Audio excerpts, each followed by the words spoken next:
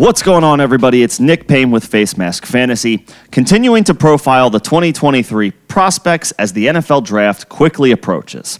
I'll give some thoughts on potential outlook, which of course can be impacted by landing spot and draft capital.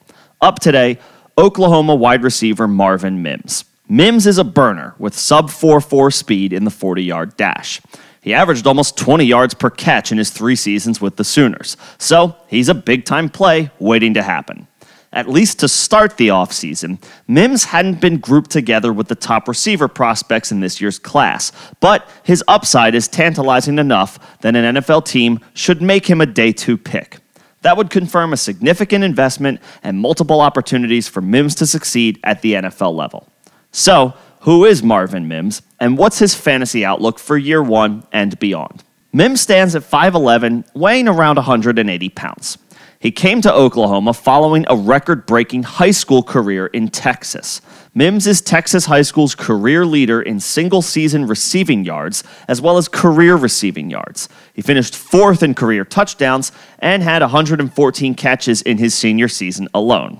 Next up was helping the Sooners replace CeeDee Lamb, who was the 17th overall pick in the 2020 draft. And Mims made an impact right away as a freshman, totaling 37 catches, 610 receiving yards, and 9 touchdowns. The yards and touchdowns led the team, while the catches tied for first on the team. Mims again led Oklahoma in receiving yards in 2021, but there was a bit of turmoil with the Sooners' quarterback situation because of the drop-off in play from Spencer Rattler.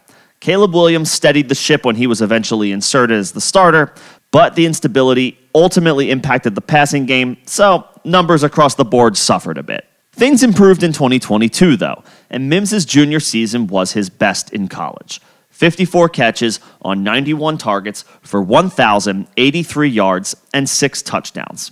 Again, Mims' yards per catch has been consistently stellar. He's a bit smaller in stature, so he'll have to prove he can do more than contribute in a slot role to see consistent playing time in the NFL. Time will tell if he can consistently win on the outside. But he has the straight-line speed that teams will always take a chance on. And when you consider his full story at Oklahoma as to why the numbers don't necessarily pop out a little bit more, I think it's fair to say a few things were out of Mims' control, and they didn't quite break his way. And that's okay.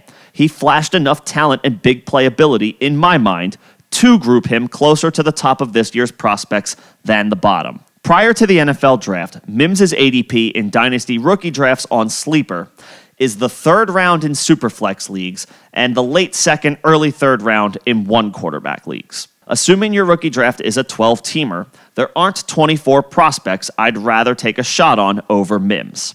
I think he should be a mid-2nd round pick even in Superflex leagues, so I have no problem going down and getting him sooner than the consensus is taking him. I just can't ignore averaging almost 20 yards per catch at a Power 5 school like Oklahoma. Ideally, Mims' landing spot is one where the team has a need for a slot receiver or just some speed in general.